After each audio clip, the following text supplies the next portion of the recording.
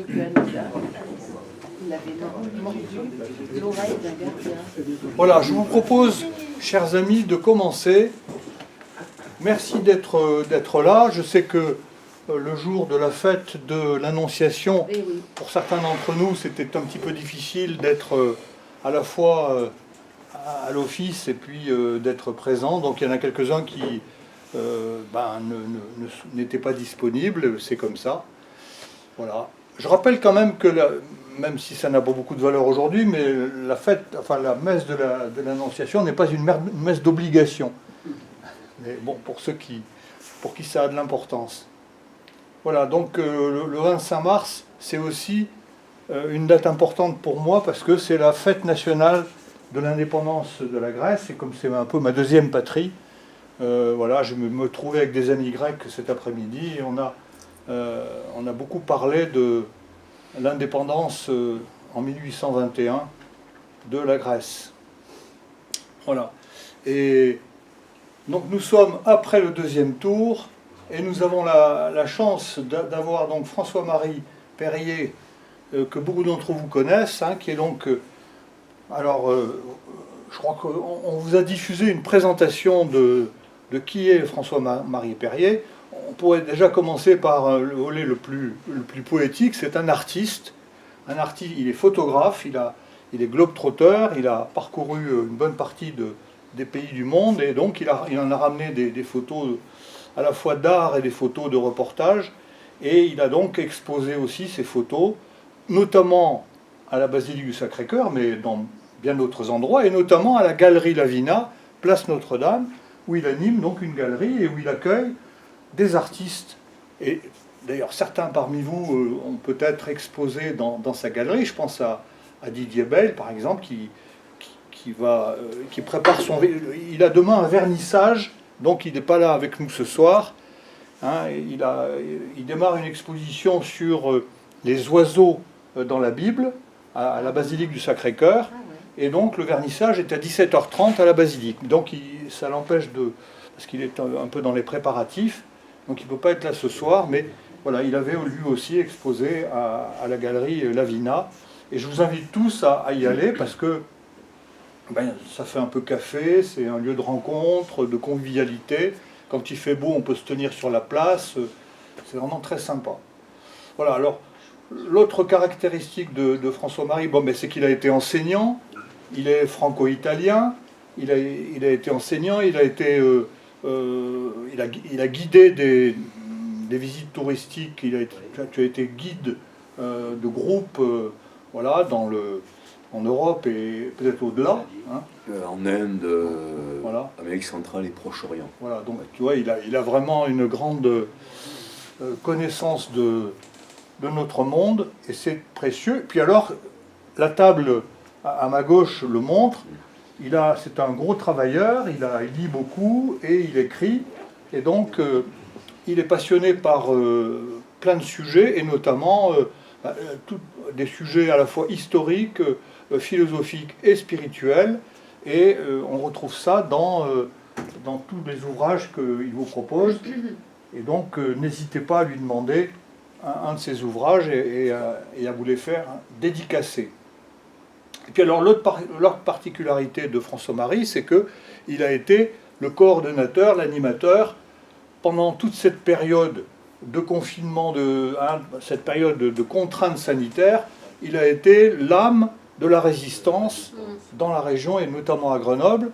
Et donc, c'est grâce à lui qu'on a pu manifester dans la rue notre colère, notre mécontentement, notre volonté de résister à la pression à la fois gouvernementale et médiatique, et à cette espèce de folie qui a pris, qui était évidemment manipulée et téléguidée, hein, mais qui était quand même gravissime et qui laisse encore des traces aujourd'hui.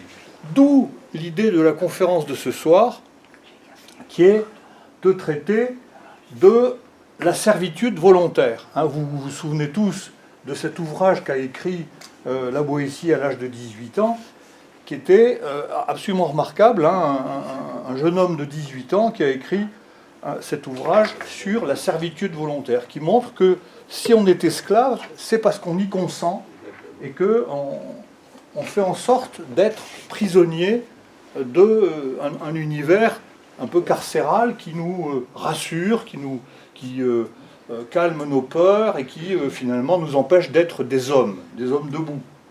Et donc, c'est pour ça que j'ai demandé à François-Marie Perrier de faire une accroche sur ce travail de la Boétie, parce que c'est vraiment toujours d'actualité, c'est quelque chose que nous vivons encore.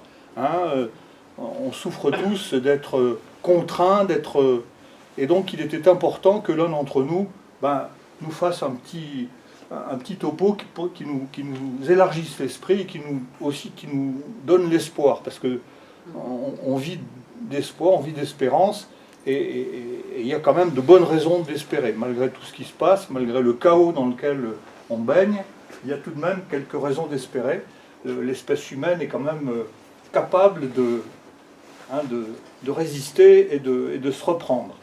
Voilà, donc avant de lui passer la parole, je voulais simplement vous dire que, en toute dernière minute, nous avons reçu une invitation la semaine prochaine par l'association Droit et Liberté pour une conférence que nous avions donnée au Centre Lesdiguières il y a 6 ans, mais qui va avoir lieu à nouveau le jeudi 2 avril, donc c'est le jeudi saint, je suis désolé, là aussi c'est un peu en conflit avec les offices de la semaine sainte.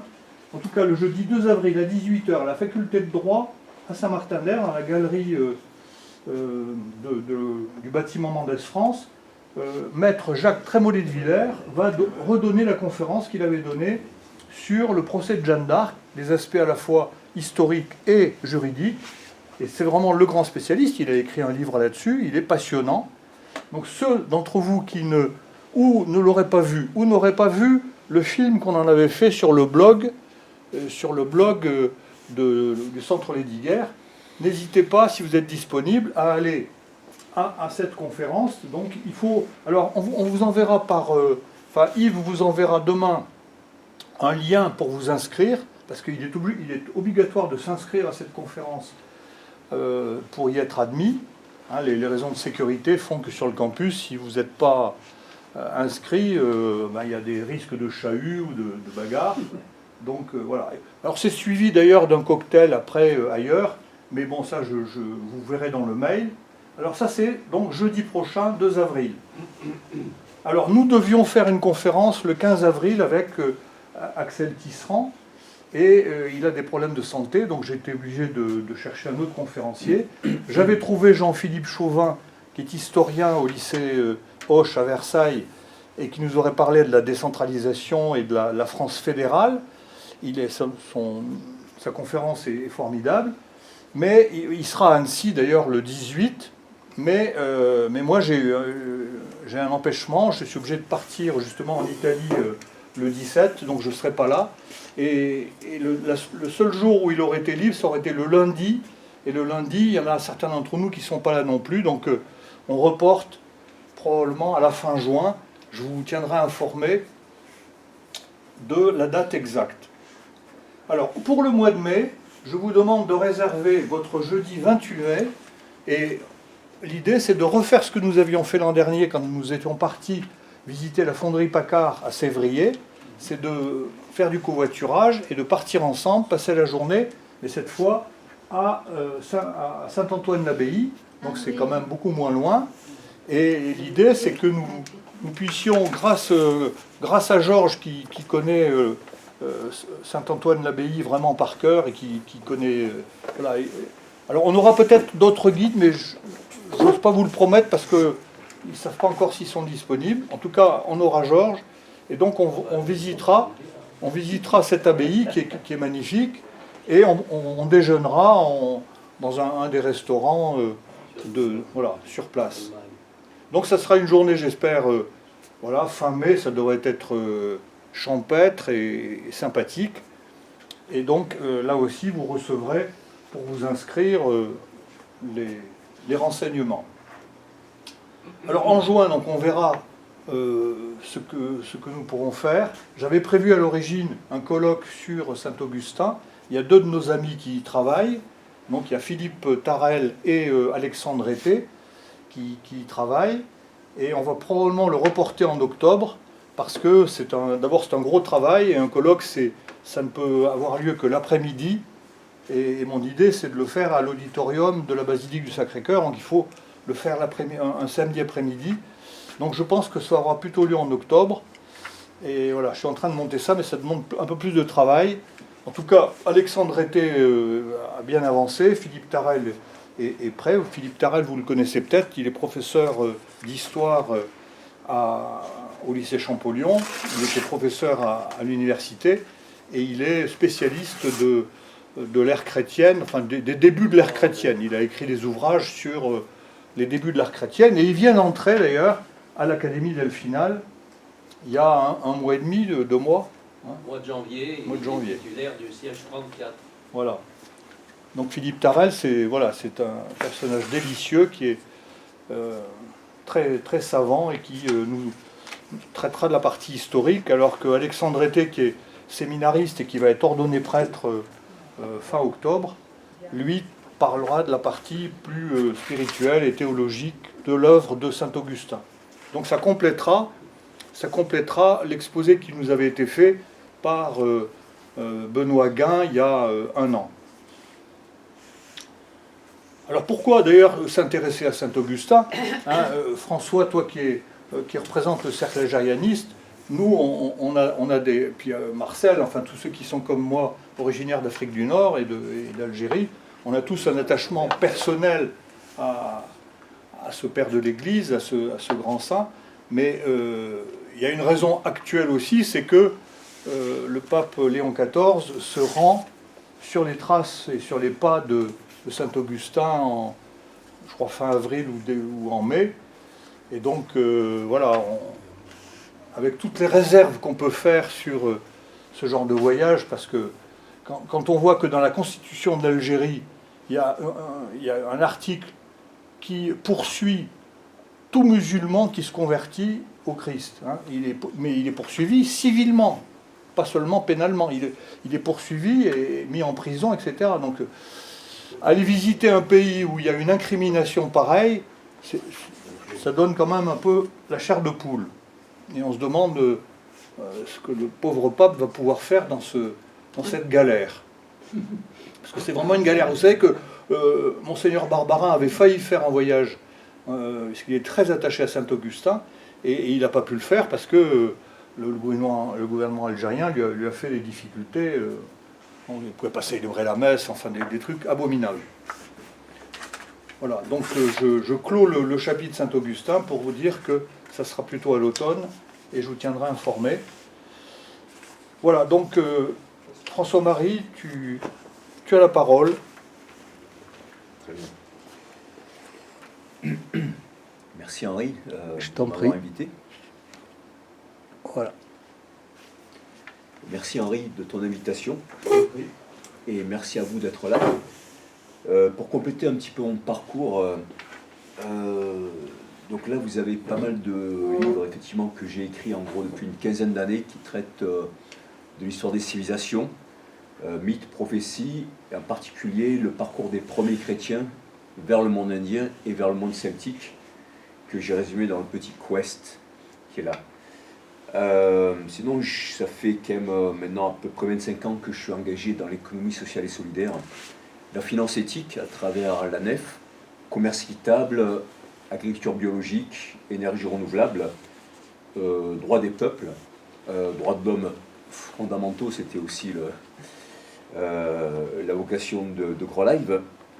J'ai été nommé en septembre à côté de Vienne, en Autriche, président du European Forum for Vaccine Vigilance, qui existe depuis 25 ans, et dont le but est d'agir ensemble sur le terrain et de permettre aux gens d'avoir des réponses par rapport à la liberté vaccinale, mais qui s'engage aussi beaucoup par rapport aux droits fondamentaux et dans cette guerre totale qui nous a été déclarée il y a 6 ans, quasiment jour pour jour, déclarée comme une maladie se déclare, mais qui était évidemment déjà là depuis longtemps, hein, et annoncée depuis longtemps. concernant la Grèce, ben, c'est bien parce que la Boétie fait le pont en tant qu'humaniste de la Renaissance entre la Grèce et les temps modernes qui commençaient avec la découverte de l'Amérique selon les historiens. Et puis la fête de l'Annonciation, ça nous ramène à l'Italie de la Renaissance, aux Annonciations de Léonard, de Fra Angelico, de toutes ces magnifiques annonciations de la Renaissance, déjà au Quattrocento, avant la Boétie, mais ça continue au Cinquecento. Voilà.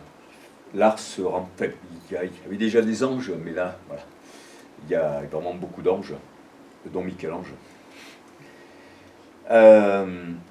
Et alors quelques mots sur Grenoble, hein, parce que je voyais le dauphin avec la fleur de lys qui ressemble aussi un peu au trident de Neptune, roi des mers. Vous savez que le Dauphiné, Grenoble, c'est une ville qui est un peu sous le signe du Verseau, avec le meilleur et le pire. Le Verseau dans le tétramorphe sur le tympan des cathédrales est associé à l'ange et opposé au lion de Saint-Marc. Donc on a Saint-Matthieu, Saint-Marc.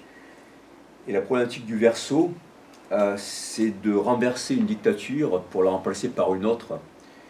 Et c'est vraiment ce à quoi on fait face depuis la découverte d'Uranus, la planète maîtresse du Verseau en 1781 par Theodor Herschel, 81 ou 83, j'oublie toujours.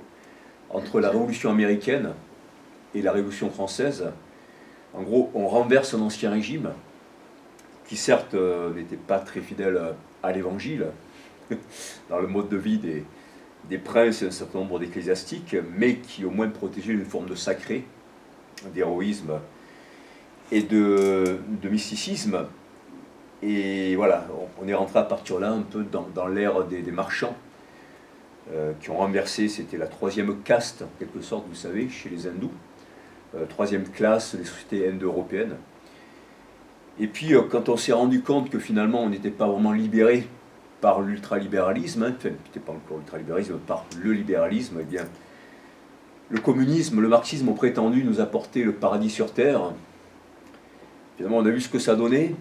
Alors, du coup, il y a eu les différents fascismes. Là aussi, c'était pas brillant. Vous voyez, c'est toujours l'idée dans le Verseau, tout le monde est frère. C'est l'ère des foules. Tout le monde sur un pied d'égalité, mais en détruisant les identités et bien tout ce qui est le domaine du sacré, de l'héroïsme et du mysticisme, en aplatissant les choses. Aujourd'hui, c'est la dictature scientifique, avec le transhumanisme, l'intelligence artificielle, la génétique qui prétend que tout le monde soit égaux, hein, comme titré une fois, je crois, le Nouvel Observateur, sur la Silicon Valley aux États-Unis.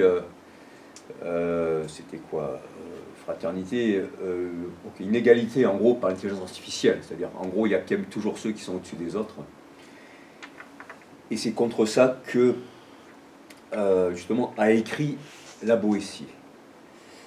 Alors le contexte c'est la Renaissance, mais on est déjà dans ce que certains ont appelé la Renaissance pessimiste ou la seconde Renaissance, que moi j'associe quand même à la découverte de l'Amérique et à tous les crimes qu'ont commencé à faire les Occidentaux à ce moment-là. Alors c'était ni les premiers ni les derniers, hein. Je ne suis pas dans une repentance de tous les jours, mais j'aime bien que chacun fasse son devoir de mémoire. Il n'y a que comme ça qu'on peut se pacifier et faire le monde ensemble. Les dates de la Renaissance, bon, 1453, la chute de Byzance, en même temps la découverte de l'invention de l'imprimerie, hein. Parfois je pourrais me tromper une ou deux années près, mais ce qu'on dit jamais, ce qu'on trouve en peu de lieux, c'est que juste avant la chute de Byzance, les savants italiens, en fait, les savants qui étaient grecs d'ailleurs, hein, s'étaient exilés à Florence, qui était la nouvelle Athènes. Et déjà 20 ans avant la chute de Byzance, ils avaient fait un voyage à Florence. Bon, il y avait le mécénat des Médicis et d'autres. Et donc ça a donné aussi beaucoup d'impulsion à la Renaissance italienne. Bon, je ne vais pas m'attarder sur ça, mais c'est important parce que toutes les choses étaient cachées depuis longtemps, toujours à Byzance. Hein, et il y avait cette rivalité entre Rome et Byzance qui malheureusement a fait beaucoup de mal. 1492, simultanément, la chute de Grenade, les Espagnols achèvent leur reconquista et c'est la découverte de l'Amérique, enfin, la redécouverte par Christophe Colomb. Alors certains disent qu'il était génois, d'autres qu'il était catalan, hein, parce que Genovès, il paraît voulait dire étranger, bon ça c'est les Barcelonais qui le disent. Et du coup, le monde bascule à ce moment-là, voilà, et c'est le début des explorations, des grandes découvertes, des grandes redécouvertes. 1498, la découverte de la route des Indes par Vasco de Gama, un navigateur yéménite qui lui vend cette route. Hein, voilà. Du coup, le siècle d'or portugais, siècle d'or espagnol, mais d'or et de sang. Hein. D'or parce que c'est le matérialisme, c'est pas le message de l'Évangile. En revanche, je m'oppose à ceux qui voudraient faire de l'humanisme de la Renaissance une forme de matérialisme et d'oubli du christianisme, parce que quand même c'était cette période bénie, alors surtout le Quattrocento, mais ça a continué au Cinquecento, puis même à l'époque classique, hein, puis à d'autres périodes, ça s'est jamais arrêté. C'est un terme qui parle de la philosophia perennis, de la philosophie éternelle, que certains ont capté. C'était quand même une période magnifique parce qu'il y a eu l'équilibre entre la philosophie, l'art, la science et la religion. Avec les voies chez les Grecs aussi, qu'on pourrait énoncer comme étant celle de la philosophie, la connaissance par la raison, mais la philosophie de Socrate, c'était beaucoup plus que la raison, c'est une raison illuminée. Hein. Voilà, Socrate était un mystique, il suffit de lire le Phédon, il croit dans l'immortalité de l'âme. Bon. Il y a l'histoire, hein, qui est la connaissance par la mémoire hein, et l'expérience, et puis il y a la poésie, mais la poésie c'est aussi l'intuition, tous les arts, c'est la connaissance par l'intuition. Et on a ça à la Renaissance. Donc après que certains aient caricaturé la Renaissance, qu'ils l'aient limité à certains auteurs, c'est une chose. Hein. Mais quand on voit la vie, par exemple, de Thomas More, qui a été mis à mort, hein, c'est un jeu de mots, par Henri VIII, hein, je crois qu'il a été canonisé d'ailleurs. Voilà, quand il écrit Utopia, même si certains en ont fait le précurseur du communisme, c'est pas parce que quelque chose est récupéré qu'il faut le bannir. Au contraire, il faut lui redonner ses titres de noblesse, et c'est pareil pour beaucoup de choses. La Renaissance, c'est l'idée, comme disait Rabelais, hein, qu'il vaut mieux avoir une tête bien faite qu'une tête bien pleine, pas au sens d'avoir un beau physique et rien dans la tête, hein, mais au contraire d'être formé à l'intelligence et aux disciplines que je viens d'énoncer. Montaigne qui dit « tout homme porte en lui la forme entière de l'humaine condition ». C'est l'idée, finalement, nous sommes totalement christophores et totalement humains. L'homme est la mesure de toute chose. Alors cette phrase, même si elle est empruntée, je crois, à Protagoras ou à Gorgias, un sophiste, en fait, elle peut être entendue dans plusieurs sens, comme Léonard de Vinci, représentant l'homme de Vitruve. L'homme est la mesure de toute chose, dans le sens où nous avons été faits à l'image de Dieu, mais aussi qu'en mesurant le corps humain, on peut mesurer l'univers, et c'est le nombre d'or. Si vous avez lu Micromégas, à un certain moment, il y a un scientifique qui, en mesurant un bout de l'orteil de Micromégas, le géant de Saturne, chez Voltaire, au XVIIIe siècle, arrive à le mesurer. Et à ce moment-là, Micromégas, qui méprisait les humains, s'exprime de façon magnifique. Il dit « Ô Dieu de l'univers, je vois qu'il ne faut jamais juger des choses selon leurs apparences. Cet atome m'a mesuré. Cet atome m'a mesuré. » Et c'est vrai, quand on voit la taille de l'homme dans l'univers et qu'il puisse mesurer l'univers, et j'ai un ami musulman qui me cite cette phrase, je sais pas, dans le Coran ou au Soufi, qui dit « L'univers entier ne saurait contenir Dieu, mais le cœur humain le peut. » Vous voyez à quel point c'est beau. Et du coup, un contemporain aussi je ne connais plus la date exacte, mais de la Boétie, c'est Pic de la Mirandole, qui a écrit de la dignité de l'homme. Et on pense qu'il a été empoisonné, parce qu'au XVIe siècle, il y avait des hommes comme le personnage du nom de la rose d'Umberto Eco. Il avait un gros ego. Je peux vous le dire. Il utilisait beaucoup l'ésotérisme, le mysticisme, et puis après en public, il est méprisé, enfin, il faisait de l'argent avec ça, mais voilà, Umberto Eco. Bologne, hein, dot à Egiot, la Bologne docte et gloutonne et gourmande, hein, qui étaient des plus anciennes universités. Bon. Alors, et donc quand il écrit de la dignité de l'homme, c'est ça qui est beau, c'est-à-dire que, bon, si Dieu a fait l'homme à son image, qui en est pour dire qu'il est pécheur et qu'il est, voilà, bref. Et puis Rabelais aussi qui disait mieux vaut de rire que de larmes écrire pour ce que rire est le propre de l'homme, qui s'oppose justement à ce fanatique du nom de la rose. Tu peux le redire? Mieux vaut de rire que de larmes écrire pour ce que rire est le propre de l'homme. Une phrase de Rabelais. Alors, ça se trouve, c'est des sources encore plus anciennes parce que les écrivains de la Renaissance ont repris certaines phrases anciennes et parfois on oublie ça. Un homme saint, un esprit saint dans un corps saint. Finalement, tout ça, c'est un petit peu symbolisé par la statue du David de Michel-Ange sur Piazza della Signoria, aujourd'hui c'est à l'Accademia, et qui représente la victoire de l'intelligence et de la ruse sur la brutalité de Goliath. Et le premier nu de la Renaissance en 1500, et on dit que c'était la plus belle sculpture qui ait jamais été faite. Et c'est beau parce que la pierre dans laquelle Michel-Ange a sculpté le bloc de marbre de Carrare dans lequel il a sculpté son David, en fait, avait été abandonné par un homme qui voulait faire un géant. Je ne sais pas si c'est une légende, on dit ça dans les vies d'artistes de Cellini ou Vasari. Il a été rejeté parce que ce bloc avait une faille. Et Michel-Ange a sculpté le David en suivant la faille. Ce qui représente le fait qu'on ait des faiblesses ou des failles nous permet de grimper dans la paroi et de nous construire par rapport à nos faiblesses.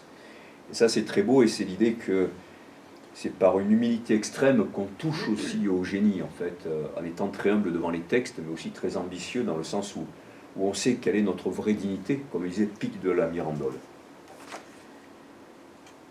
Et donc je voulais dire ça en introduction parce que la Boétie, c'est un peu l'enfant de tout ça. La Renaissance, c'est un rêve fabuleux qui n'a jamais été vraiment réalisé. À l'époque, j'étais accompagnateur de voyage, je faisais ce boulot comme un guide.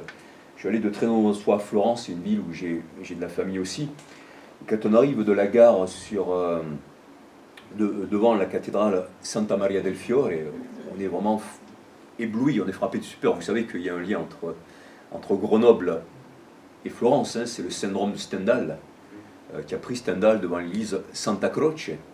C'est pas la grande, les plus petites. Hein. C'est là où De Chirico a eu la révélation de sa peinture métaphysique aussi, et moi qui étais guide, j'ai eu plusieurs personnes qui sont tombées dans les pommes à Florence, dont sur cette place. Donc il y a vraiment quelque chose à Florence qui est extraordinaire, voilà, parce qu'on sent qu'on est face à quelque chose d'important. Un surgissement et une renaissance à tous les sens du terme. Donc ça, il ne faut jamais l'oublier, parce qu'aujourd'hui, on est vraiment dans l'époque de la cancel culture, de la culture de l'effacement, et dans le storytelling. Et la renaissance, précisément, c'est l'intelligence artistique, mystique, naturelle, philosophique, hein, qui aura toujours une éternité d'avance sur l'intelligence artificielle, et qui n'épuise ni l'homme, ni la nature, contrairement à l'intelligence artificielle. Et alors, vraiment, ce livre, en fait, je l'ai écouté pour la première fois de ma vie parce que j'ai des élèves qui travaillent dessus cette année, donc c'est une belle synchronicité. Et puis après, je l'ai relé entièrement pour la conférence. Seulement, je me suis dit, mais en fait, le discours de la servitude volontaire, merci à celui qui l'a apporté, parce que en fait, j'ai confondu deux livres, et puis finalement, j'ai pris le mauvais livre, parce qu'ils se ressemblaient. Mais c'est bien, ça va m'obliger à me souvenir de plus de choses. C'est l'œuvre, et ça c'est totalement symbolique de la Renaissance, et le fait qu'on soit dans l'Annonciation aujourd'hui, c'est beau quelque part, parce que c'est l'œuvre, apparemment il aurait écrit entre 16 et 18 ans, même si c'est controversé, donc c'est l'œuvre d'un adolescent en révolte contre la soumission des adultes, des hommes qui n'en sont pas, écrit avec quelque part l'âme d'un enfant, le regard d'un enfant qui demande pourquoi. Mais ça touche aussi à l'éternité, parce que c'est l'éternelle question de la libération de l'homme. Jusque même, voilà, et l'évangile est au cœur de ça, finalement. Christ a été crucifié parce qu'il a osé quelque part proposer une liberté absolue, quelque chose qui ne tenait pas dans l'autorité des prêtres. ni dans une loi qui enferme et discrimine, ni dans un peuple qui serait élu plus que les autres. Et c'est pareil, le discours de la Boétie, d'ailleurs, il est mort à 32 ans et demi. Il est né le 1er novembre 1530, donc le jour de la Toussaint, avec cette idée de la communion des saints. Et dans son œuvre, il convoque tous les anciens héros, tous les anciens philosophes. Vous savez, la fête de la Toussaint, c'était la fête de Samhain chez les Celtes, ça a été calqué sur ça. Et Samhain, en fait, c'est le moment où le monde des morts, des héros, des dieux, pouvait communiquer avec le monde des vivants. Donc, comme on fait à Toussaint, on va sur les cimetières, on prie. Et curieusement, le calendrier celtique est semblable au calendrier amérindien des Mayas. J'ai été une fois dans un de mes voyages que j'accompagnais dans un village maya qui avait été génocidé pendant la dictature des années 60, tout ça. Et il y avait les Mayas qui priaient sur les tombes, qui allumaient des bougies, qui parlaient avec leurs morts, quoi. C'était très beau, quoi. Et parce que c'est 40 jours après l'équinoxe. Voilà pourquoi on l'a mis là, chez les Celtes. Et c'est pareil par rapport à d'autres fêtes, la fête du 1er mai, etc. Et donc, c'est ça qu'il fait aussi la Boétie, c'est faire communiquer les anciens et les modernes par ce texte où il passe son temps à citer des héros, des philosophes anciens qui ont combattu pour la liberté. Et il y a la lucidité du scorpion aussi, de ce signe du scorpion, mais qui avant était le signe de l'aigle, qui correspond à Saint Jean dans les 4 évangiles, avec quelque part cette difficulté de comprendre l'évangile de Jean, très symbolique, et le côté symbolique, voilà, un peu la période de l'automne, une période obscure, en fait, difficile.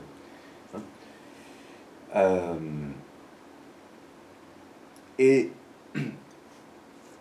c'est aussi donc ce livre, l'histoire de cette volontaire, c'est vraiment aussi le combat d'un adolescent pour son âme, parce qu'il refuse, d'ailleurs je crois que c'est Simone Veil, la philosophe, je ne suis pas sûr, mais une fois j'ai lu, je crois qu'elle a dit que l'antéchrist c'était la pression sociale.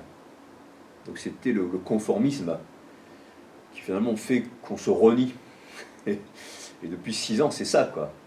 On a cessé, même avant évidemment, mais là c'est passé à vitesse supérieure, on a cessé de nous proposer cette tentation de nous renier, par peur d'être pointé du doigt, par peur de ne pas pouvoir consommer, tout ce qui correspond un peu aux 7 péchés capitaux, de façon très habile, avec le serpent de l'industrie pharmaceutique, l'OMS qui hypnotise, qui tente, c'est le cerveau reptilien, c'est la libido, et puis on pique, on mord, il y a l'ADN, les 2 serpents, il y a le graphène 666, tous les symboles sont là, avec la vaccination en anneau, on étouffe, on pique, donc on est vraiment dans ce symbolisme et dans ce scénario apocalyptique, quelque part, de révélation totale avec le combat de l'ange et du serpent.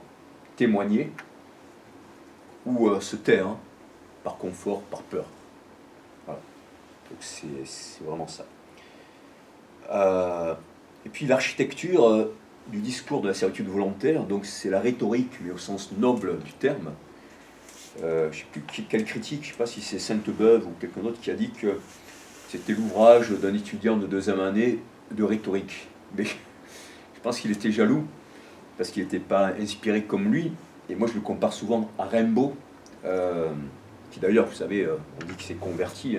Rimbaud, j'avais été au Yémen une fois, et j'avais amené les œuvres complètes de Rimbaud, et à un certain moment il dit la charité, voilà la grande foi.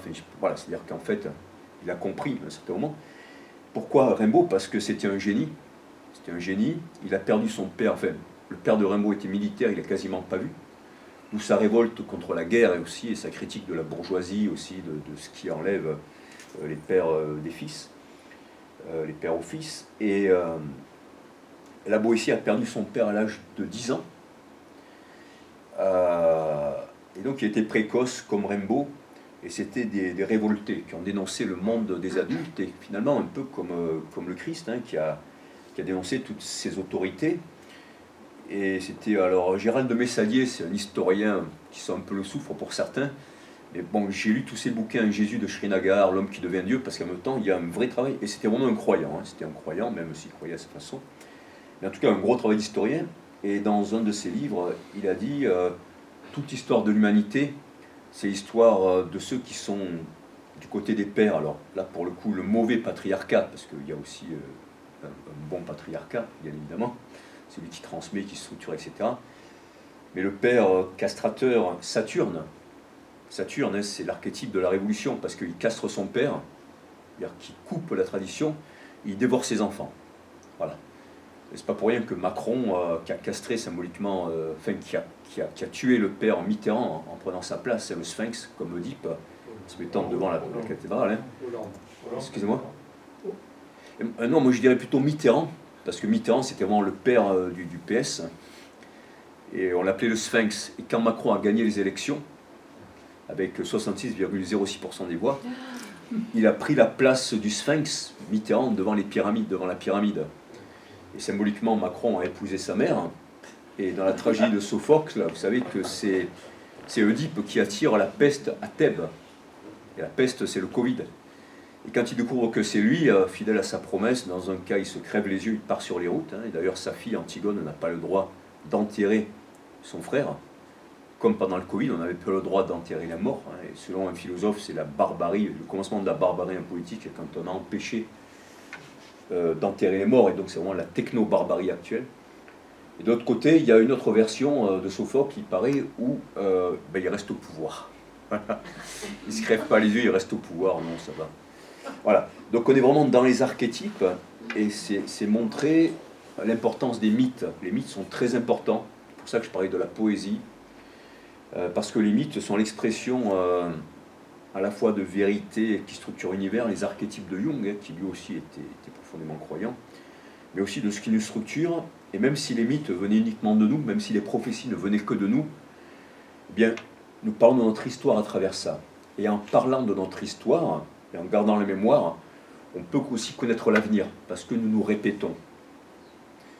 Et du coup, c'est pour ça que les mythes se transmettent, et que la Boétie a accompli son devoir, hein, et son intuition au XVIe siècle, parce qu'il a ramené énormément d'histoires anciennes, d'héroïsme vers la Renaissance. Et dans ce sens-là, il s'est situé vraiment dans la tradition des humanistes, parce que les premiers humanistes, d'ailleurs, celui qu'on appelait le père des humanistes, c'était Pétrarque, hein, au XIVe siècle, François Pétrarque, qui a vécu à Avignon, tout ça. Et lui, il a traduit énormément de textes. Alors, il y a une controverse, certains attribuent beaucoup de textes. Certes, il y a les philosophes arabes qui ont ramené beaucoup de textes de la Grèce, hein. Il y a aussi ceux qui ont été ramenés du coup par les Byzantins au début du XVe siècle, et puis il y avait aussi au Mont-Saint-Michel, où il y avait des textes. Bon, sauf qu'il y a un livre qui s'appelle Aristote au Mont-Saint-Michel, c'est un historien juif, et il cherche totalement à gommer l'œuvre des philosophes et des transcripteurs arabes, et c'est pas juste de faire ça, parce que même Dante rend hommage à Avicenna. Donc, ce qu'il faut, comme toujours, c'est être dans la complexité au sens d'Edgar Morin. Il faut accepter, hein, et aller chercher la connaissance là où elle est. Voilà, c'est une question de personne et de période. Et le discours sur la servitude volontaire, en fait, je le compare vraiment à l'architecture de la Renaissance. Vous savez, si vous prenez l'église de Santa Croce à Florence, ou Santa Maria Novella, c'est à côté de la gare, près de la gare, ou Santa Maria del Fiore, c'est la plus grande.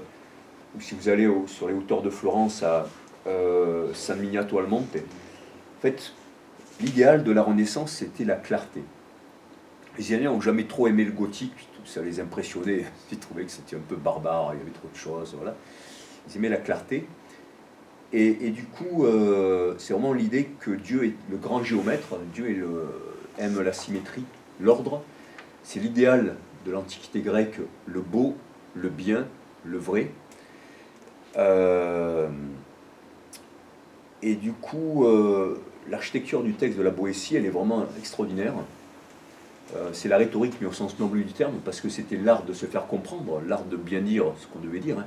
Après, d'autres l'ont récupéré pour faire des sophismes et pour tromper les gens. C'est comme tout, hein. Mais c'est la bonne rhétorique, voilà, qui est claire. qui est efficace, qui n'est pas dépourvue d'humour, hein, mais qui est érudite, mais compréhensible par tout le monde. Et voilà, il écrivait aussi pour être compris par tout le monde, et ça, c'est important.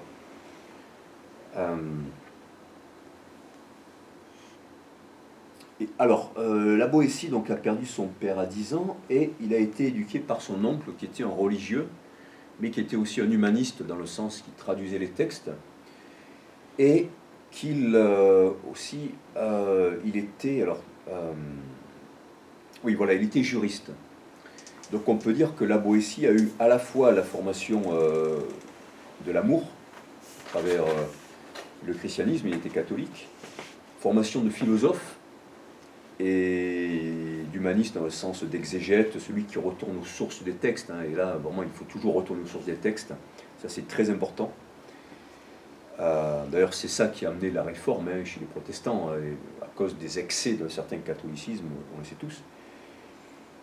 Et du fait que son oncle était juriste aussi, ben, il lui a enseigné l'idée de justice, de droit. Hein. Voilà, ça j'ai pas encore assez le temps d'explorer, mais c'est quelque chose d'important. Donc il avait cette idée, l'amour, la justice, la raison, la poésie. Et c'est important, quelque part on pourrait dire cerveau gauche, cerveau droit aujourd'hui. Hein. La raison, l'émotion.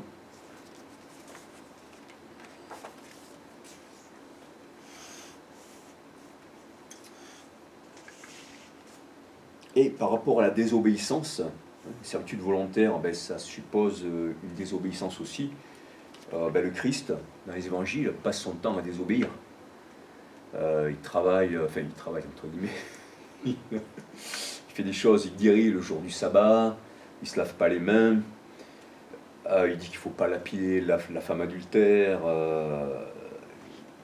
ses disciples ne jeûnent pas, ils mangent des épis parce qu'ils ont faim, enfin bref. Il y a un terme, je crois qu'on dit qu'il était antinomiastique, un truc comme ça, c'est-à-dire qu'il refusait la loi des hommes en disant que ce n'était pas pour lui. Voilà. Tout en disant évidemment accomplir toute la loi, hein, par l'amour de Dieu et l'amour du prochain. Donc voilà, il a étudié le droit. Ensuite, je sais plus, il est allé à Orléans, je sais pas si, en tout cas il a fait ses études à Orléans, donc il a fait ses humanités. Alors là aussi, quand on dit humanisme, à la base c'est vraiment l'étude des textes anciens, des historiens, des philosophes, avec l'idée de vertu antique, vertu qui était le courage mis au service du bien, hein, du bien commun, avec des valeurs antiques chez Rome, bon pas dans le même but évidemment, mais assez proche des vertus cardinales, des vertus théologales. Espérance, foi, charité, courage, je les oublie un peu, mais voilà, il y a les 4 et les 3. Force. La force, tempérance. Oui, c'est les 7 vertus données par l'Esprit Saint. D'accord, voilà, très bien. Ben, c'est intéressant parce que vous verrez là, feuilleté, parce que j'ai vraiment travaillé des années sur les rencontres des chrétiens avec le monde antique et avec le monde oriental, et j'ai une partie de mes ouvrages, en tout cas celui-là, La porte étroite, le grand véhicule, que j'ai traduit en italien et en anglais, qui est soutenu par Edgar Morin. Je démontre que les premiers chrétiens ont rencontré le bouddhisme des origines sur la route de la soie, et que ça a donné le grand véhicule bouddhiste, le Mahayana, avec l'idéal des bodhisattvas, de la sagesse qui n'existait pas avant, mais très semblable à la Sophia, le Bouddha Maitreya, Bouddha messianique, la compassion infinie, le sacrifice, tout ça n'existe pas dans le bouddhisme, mais ça apparaît exactement en même temps que le christianisme apparaît dans le judaïsme. Voilà.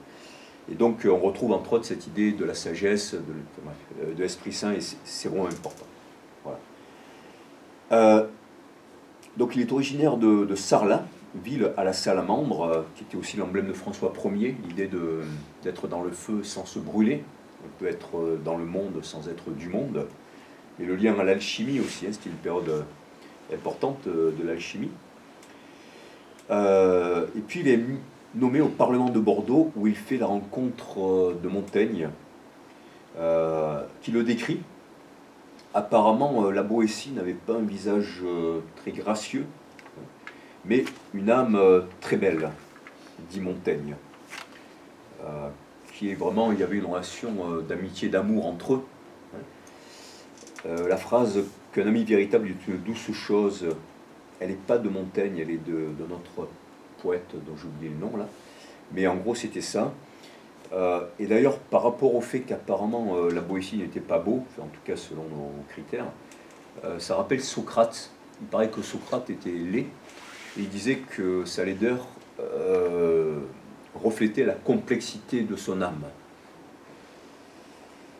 Et donc il y avait une communion d'esprit inexplicable, disait Montaigne, qui en parle dans les essais. Et si l'on me demande pourquoi je l'aimais, pourquoi il m'aimait, il parle de beaucoup de choses très belles, là je vais vous lire le passage, mais ça se termine comme ça: parce que c'était lui, parce que c'était moi. Voilà, c'est une phrase qui apparemment est assez connue. Hein. Donc ça fait penser à ce que disait Saint-Exupéry, aimer, c'est regarder ensemble dans la même direction. Finalement, ça rejoint aussi cette idée, le premier commandement, tu aimeras le Seigneur ton Dieu de toute ton âme, de tout ton esprit, parce que du coup, quand chacun aime Dieu comme ça, et finalement on regarde ensemble dans la même direction, et on peut s'aimer. Hein. Alors, du coup, je l'avais... c'est dans les captures d'écran.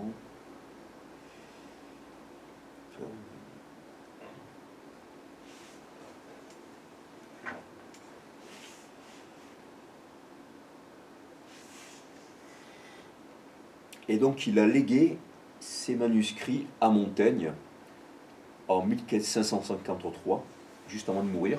Il avait 32 ans, et ça n'a pas été publié de son vivant, parce qu'en fait il craignait pour sa sécurité.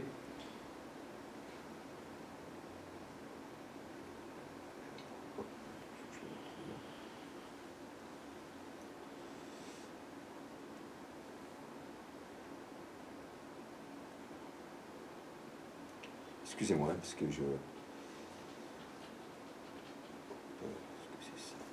Oui, voilà. Okay. Donc c'est Montaigne dans l'essai qui dit ça. Okay. Au demeurant, ce que nous appelons d'ordinaire amis et amitié, ce ne sont que... alors là, comme c'est une capture d'écran, il y a marqué espace de stockage insuffisant pour la sauvegarde. Il faudra aller chercher. Ce ne sont que par quelques circonstances ou par utilité, et par lesquelles nos âmes sont liées. Dans l'amitié dont je parle, elles s'unissent, les âmes, et se confondent de façon si complète qu'elles effacent et font disparaître la couture qui les a jointes. Si on insiste pour me faire dire pourquoi je l'aimais, je sens que cela ne peut s'exprimer qu'en répondant parce que c'était lui, parce que c'était moi. Au-delà de tout ce que je peux en dire, et même en entrant dans les détails, il y a une force inexplicable et due au destin, et qui a agi comme l'entremetteuse de cette union. Nous cherchions, avant de nous être vus, et les propos tenus sur l'un et l'autre d'entre nous faisaient sur nous plus d'effet que de tels propos, etc. Voilà. Donc c'est vraiment beau.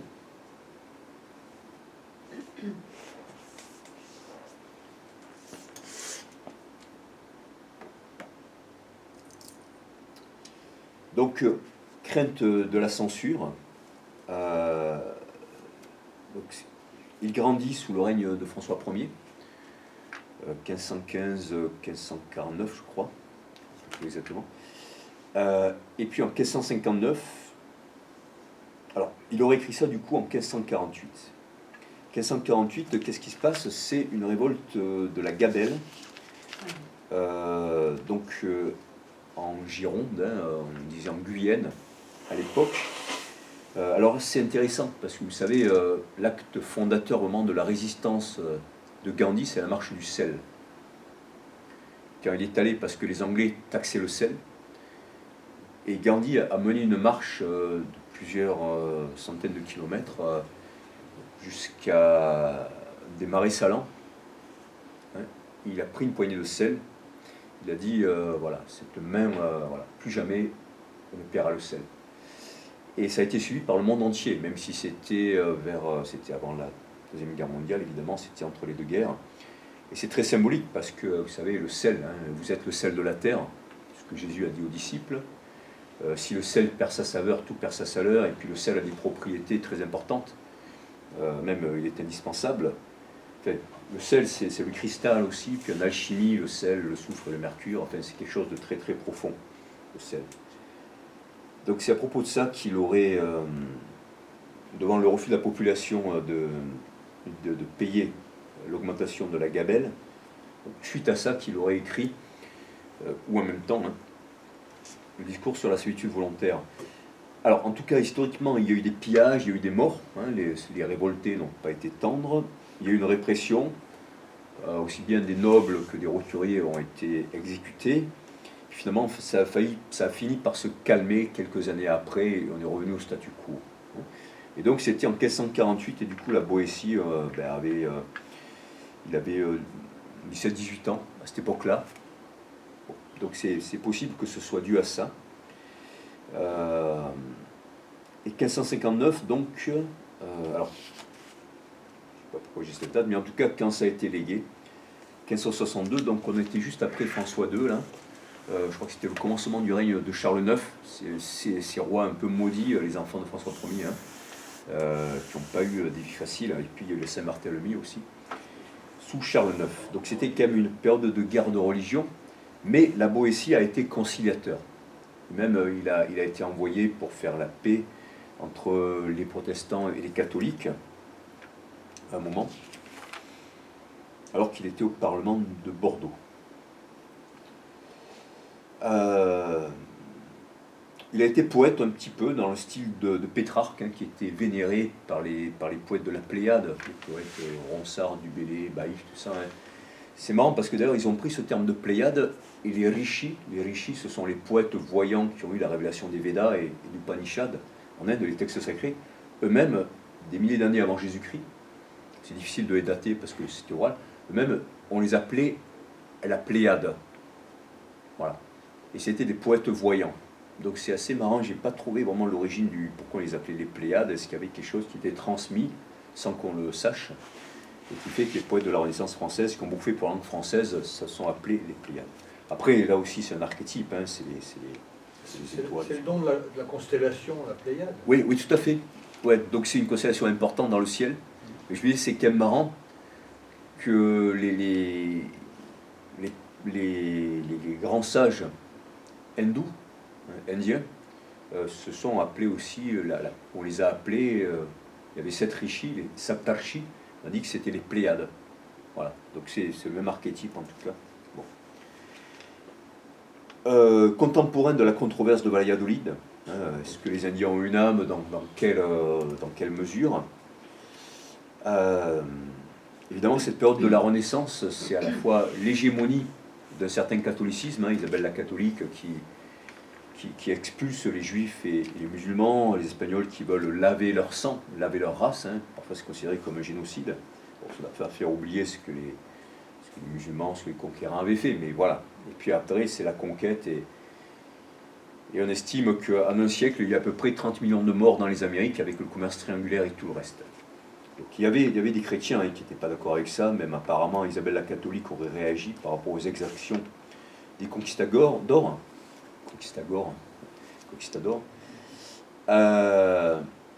Il y a Bartolomé de Las Casas qui a écrit de l'unique façon d'évangéliser les Indiens. Mais voilà, il y avait quand même ça. Et du coup, voilà, c'était quand même violent. C'était violent. De la même façon que les conquêtes des Turcs étaient violentes, hein, on va en reparler. Et la diffusion des livres qui passe de 160 000 avant l'imprimerie à 900 000 livres, apparemment, hein, dans la bibliothèque de l'Europe. En tout cas, ça remet en question beaucoup de choses, évidemment, sur l'image du monde qu'avait transmis l'Église, et ça peut aussi entraîner un ébranlement de certaines autorités, comme chez les protestants. J'interprète aussi comme les peuples du nord de l'Europe qui se sont ralliés tardivement à Rome, hein, avec le Saint-Empire romain germanique, mais qui avaient été maltraités par la Rome antique. Du coup, secouent pour moi aussi le joug de Rome. Ça en fait aussi partie et reprennent aussi des anciennes habitudes.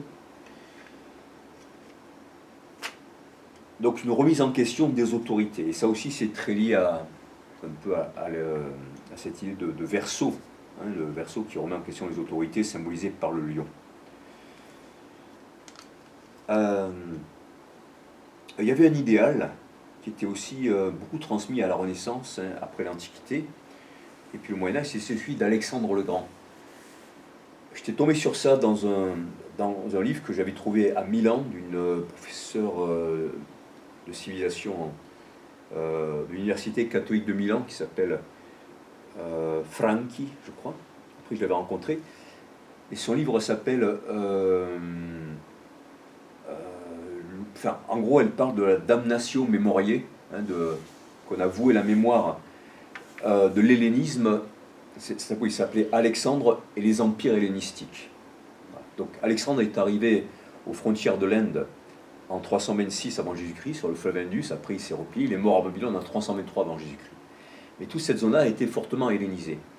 Et chez Alexandre, apparemment aussi chez Cyrus, je confonds toujours Cyrus, oui, qui était 2 siècles avant, qui avait fait un immense empire, hein, qui ensuite a reconquis Alexandre 2 siècles après, il y avait l'idée d'une citoyenneté universelle. Voilà. Et chez Alexandre, il y avait l'idée de la citoyenneté universelle avec la sagesse hellénistique. Mais vraiment, il y avait ça. Et on dit, j'ai jamais retrouvé la source, hein, c'est pas dans le livre La politique d'Aristote, parce que Aristote était le précepteur d'Alexandre. Une fois, il y avait une doctorante, une chercheuse en physique quantique qui avait fait une intervention sur la médecine chinoise, elle s'était reconvertie en médecine chinoise chez moi, et elle avait parlé d'Alexandre, et apparemment Aristote aurait confié à Alexandre le devoir d'unifier le monde, connu à l'époque.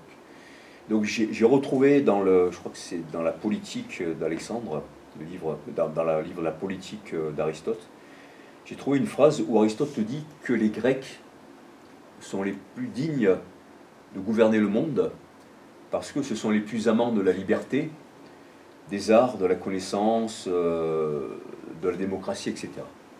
Voilà. Et les plus civilisés. Donc peut-être que ça a été interprété comme une mission que Aristote aurait confié à Alexandre d'unifier le monde. Et Alexandre ne voulait jamais s'arrêter. Hein, bon. Et ce que disait cette professeure d'histoire des civilisations de l'Université catholique de Milan, c'est qu'en fait, l'hellénisme, cette idée d'une citoyenneté universelle, avait inspiré le christianisme. Parce qu'en fait, Alexandre engageait ses généraux à s'unir, à faire des enfants avec les étrangers, etc. Et d'ailleurs, à ce moment, il était à moitié renié par ses soldats, il était macédonien, hein, les Grecs, bon. Et ces soldats lui disaient, mais tu n'es plus un Grec, tu t'es orientalisé, tu t'es fasciné par Babylone, etc. Donc il y avait l'idée d'une citoyenneté universelle. D'ailleurs, lui aussi, il est mort à 33 ans, Alexandre. Hein. Et il a vraiment unifié l'Occident et l'Orient. D'ailleurs, dans l'islam, c'est un prophète mineur, on l'appelle l'Iskander, hein, parce qu'il a vraiment... et dans la sourate de la caverne, on dit que c'est Dhul Qarnayn, lui qui a 2 cornes. Bon. Et on retrouvait ça dans le christianisme. Et c'est vrai que c'est cohérent, parce qu'il y a cette idée d'égalité universelle dans le christianisme. Encore une fois, qu'on est élu ni par les connaissances de la loi, ni par sa naissance, mais par l'amour, le sacrifice, la recherche de la vérité. Et on a déjà ça dans un certain hellénisme. Et c'est important. Et on retrouve ça aussi dans la Boétie. Cette idée qu'il ne doit pas y avoir quelqu'un qui domine les autres. On va lire des bouts de texte. Hein. Donc l'horizontalité aussi qu'on va retrouver dans le protestantisme, bon, même si il y a des prédicateurs évidemment, hein, c'est comme dans l'islam on dit que c'est horizontal, qu'il n'y a pas de hiérarchie, mais bien sûr qu'il y a des hiérarchies, il y en a, hein. Mais voilà, il y a quand même l'idée de ça derrière, comme chez les premiers chrétiens, évidemment, hein, quand on lit les actes, etc., ou les paroles du Christ, hein, que personne ne se fasse appeler père, ou je ne sais pas trop quoi. Bon, voilà, il faut se faire le plus petit, il faut être serviteur. Donc on a ça aussi chez la Boétie, l'idée de transmettre, de servir par la connaissance et de vouloir être libre. Et d'ailleurs, parmi les historiens de l'islam, j'ai oublié les noms, mais il y en a qui montrent bien que l'islam ressemble beaucoup à sa création à deux sectes gnostiques, hein, les Elkazaïtes et les Ébionites, avec beaucoup de points communs avec eux. Et quand j'étais guide en Syrie, on a visité des lieux où Mahomet aurait été en retraite, etc. On a beaucoup parlé, on a vu vraiment les lieux des premiers chrétiens, Saint-Siméon Stylite, à Damas, le lieu où Paul se serait réfugié dans une crypte, dans une cave, etc., un sous-sol. Donc voilà, tout ça c'est fortement lié, hein, le passage de l'hellénisme au christianisme, les gnostiques, les néoplatoniciens, l'islam, etc., les byzantins, bon, la surveillance des Grecs, même chez les Alaouites, chez les Druzes, il y a des choses totalement liées à l'Antiquité grecque en fait. C'est pour ça qu'ils se font massacrer d'ailleurs en Syrie, hein, parce que c'est pas très orthodoxe entre guillemets.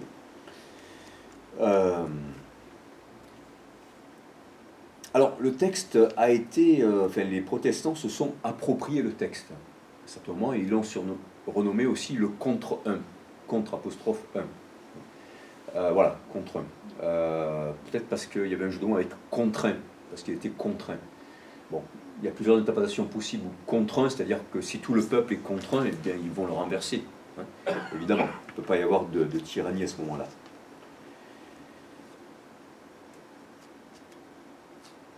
Mais lui était catholique, donc la Boétie est restée catholique. Alors, le texte commence par une citation d'Homère, où déjà il se montre rebelle, parce que il cite cette phrase d'Ulysse: « Il n'est pas bon d'avoir plusieurs maîtres, n'en ayons qu'un seul soit le maître et qu'un seul soit le roi. » Voilà ce que déclara Ulysse en public selon Homère. S'il eût dit seulement, il n'est pas bon d'avoir plusieurs maîtres, c'était suffisant, mais au lieu d'en déduire que la domination de plusieurs ne peut être bonne, puisque la puissance d'un seul, dès qu'il prend ce titre de maître, est dure et déraisonnable, il y ajoute au contraire, n'ayons qu'un seul maître. Il faut peut-être excuser Ulysse d'avoir tenu ce langage, qui lui servait alors pour apaiser la révolte de l'armée. Je crois qu'il adaptait plutôt son discours aux circonstances qu'à la vérité.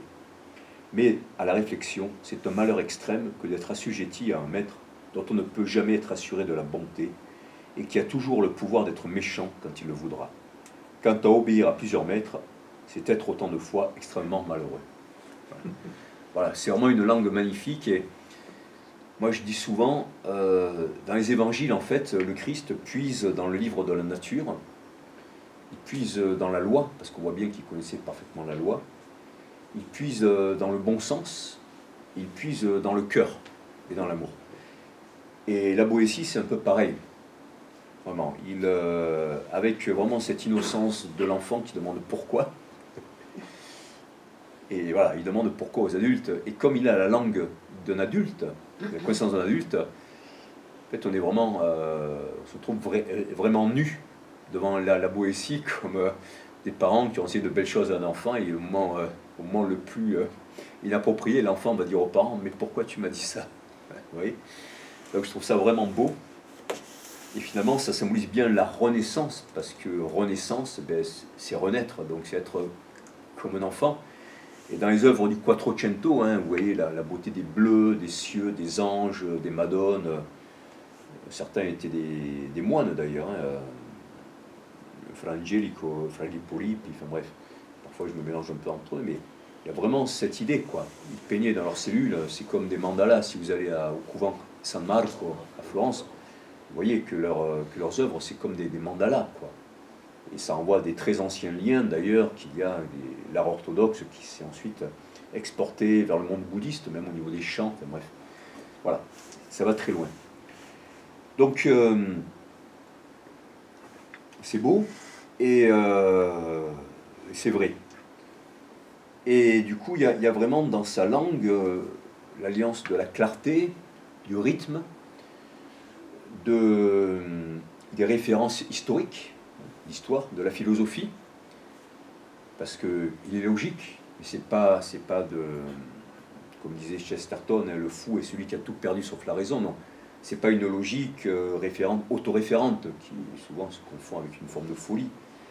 Non, c'est une logique qui est basée sur l'histoire, sur l'expérience et sur le bon sens. Donc c'est vraiment beau.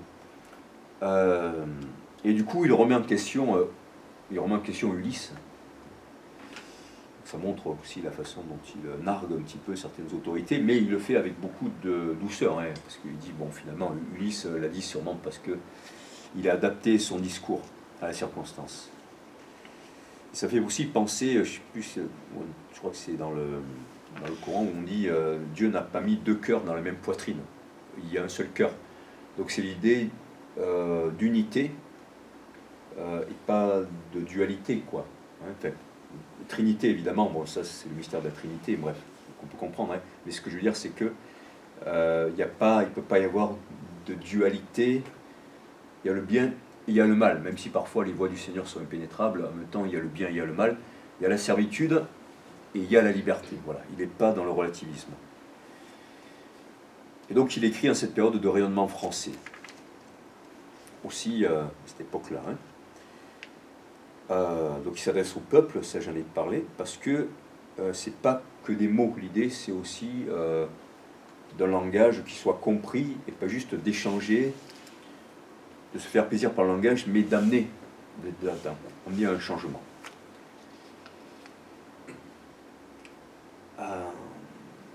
Désolé, je fais quelques interférences parce que là, comme j'ai pas eu le temps vraiment de faire un plan parfait.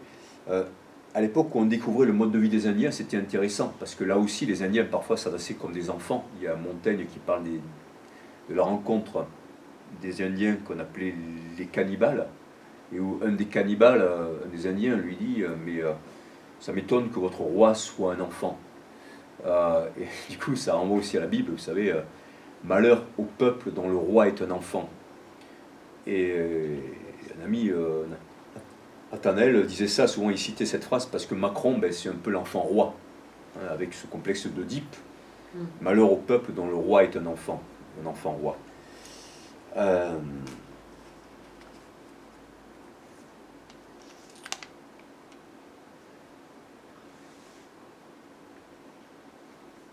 Alors, je vais lire des petits bouts maintenant, parce que c'est important, puis je reviendrai sur certaines choses.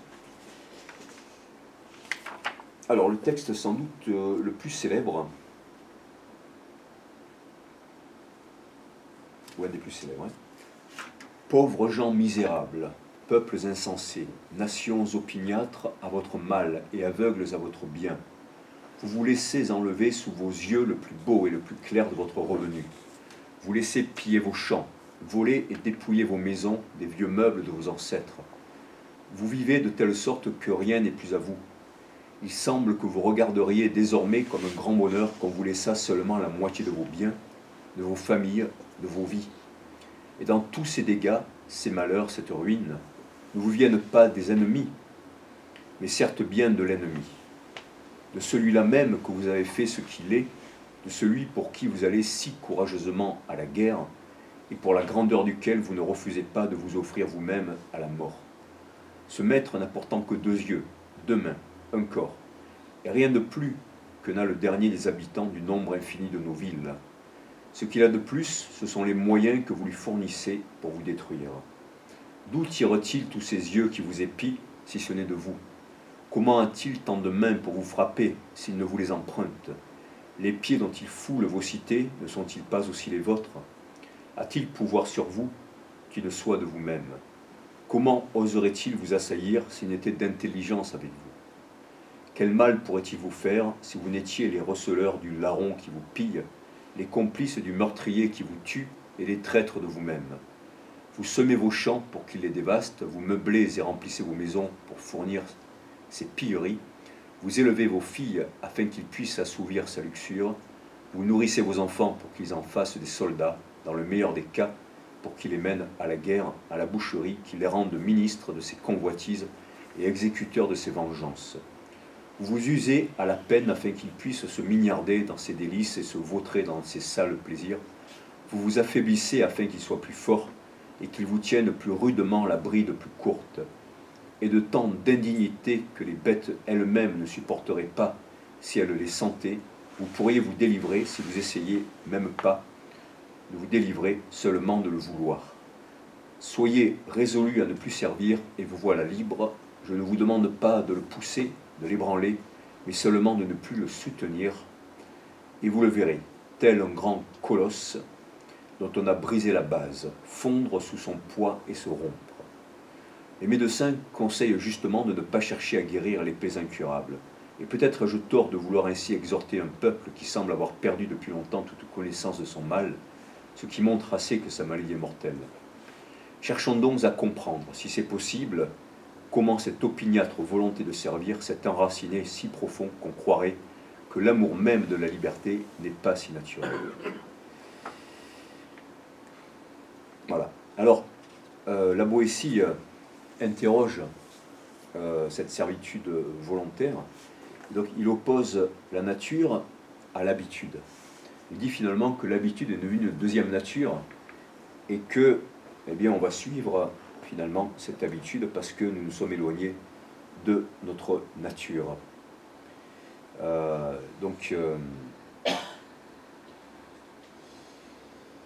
Et qu'on a un bon germe. J'aurais pu lire tout le reste, hein, mais voilà, c'est peu de temps après. Développé par les bons conseils et les bons exemples, ce germe s'épanouit en vertu.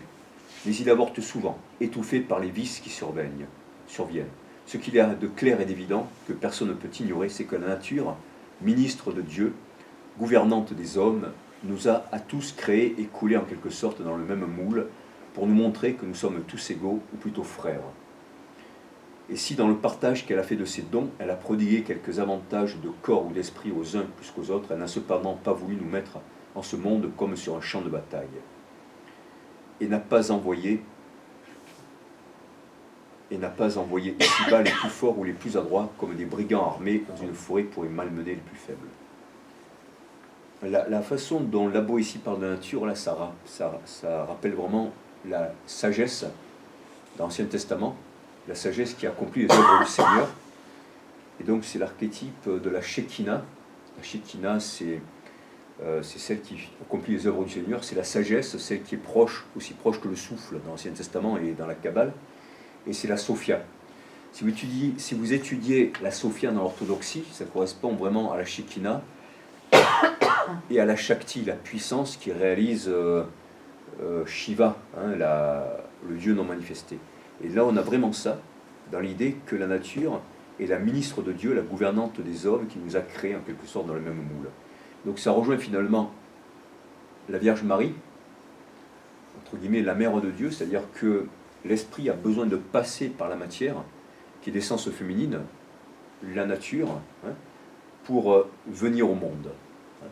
D'où aussi beaucoup de métaphores assez sensuelles, voire érotiques, concernant la sagesse et le cantique des cantiques, hein, avec cette idée qu'on va retrouver d'ailleurs dans le Siracide, le livre apocryphe qu'on a retrouvé, hein, et où il dit, je ne sais plus qui est-ce qu'il a écrit, mais il dit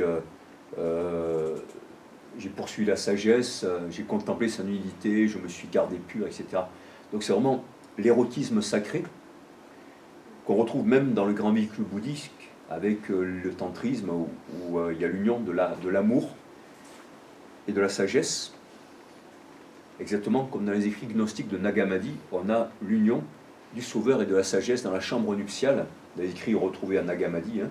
Ils s'unissent d'un amour sans désir, hein. C'est la Sophia en fait, c'est la Sophia, etc. Et on retrouve ça dans l'orthodoxie, même si c'est plus épuré.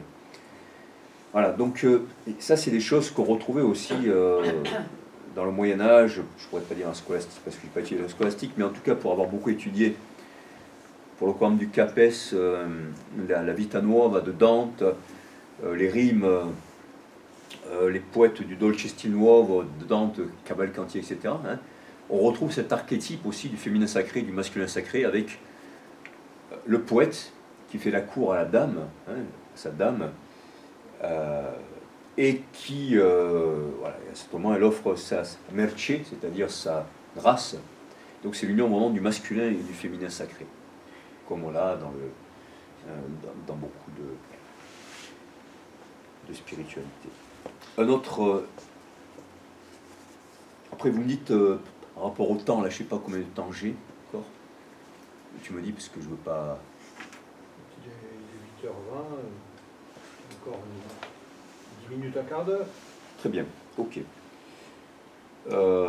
Donc, il y a des métaphores, hein, il dit, c'est pas mal parce que les bêtes, Dieu me soit en aide. Si les hommes veulent bien les entendre, leur cri « Vive la liberté !» Voilà, il y a une tendresse aussi par rapport au monde naturel.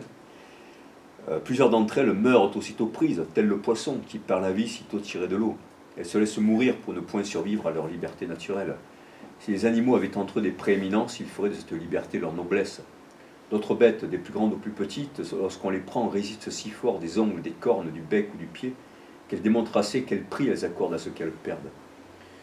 Il parle de l'éléphant qui apparemment se briserait l'ivoire contre des arbres, parce qu'il dit si je casse mon ivoire, eh bien ils me laisseront partir. Voilà, donc c'est fort hein, comme symbole. Nous flattons le cheval dès sa naissance pour l'habituer à servir. Nos caresses ne l'empêchent pas de mordre son frein, de ruer lorsqu'on veut le dompter. Même les bœufs sous le joug geignent et les oiseaux en cage se plaignent. Donc il distingue les tyrans qui règnent par l'élection du peuple, les autres par la force des armes, les derniers par succession de races. Voilà, l'idée de roi divin, alors que bon... je ne dis pas que certains rois n'étaient pas véritablement branchés, hein, c'est pas ce que je dis, mais l'idée que ça se transmette, bon, c'est en contradiction avec l'évangile finalement. Et bon, moi-même, je crois et j'espère le retour du Christ, hein, et si le Christ revient comme roi, je le reconnaîtrai bien évidemment, et j'espère pouvoir le reconnaître, mais en tout cas, l'idée que l'ancien régime était juste, alors que c'était juste les Francs qui étaient des conquérants voilà, allemands qui sont arrivés, bon, qui ont pris le pouvoir sur tous les autres, les Burgondes, etc., et puis après que se sont alliés à l'église de Rome, et voilà. Fait quand même beaucoup penser à ceux qui se disent descendants du prophète, les Hachémites, je ne sais pas trop quoi, ou au Maroc, en Jordanie, et qui disent voilà, et puis on s'enrichit, puis on est descendants du prophète. Bon, l'immense majorité de la noblesse vivait à l'inverse de l'évangile. Hein. Ils auraient pu sauver je ne sais pas combien d'enfants en vendant une perruque. Bon, vœu de pauvreté, d'obéissance, de chasteté, pas trop ça. Après, c'est pas marqué dans l'évangile qu'il faut être chaste. Hein. Voilà, il ne faut pas convoiter, mais bon. Alors, ainsi, la première raison de la servitude volontaire, c'est l'habitude.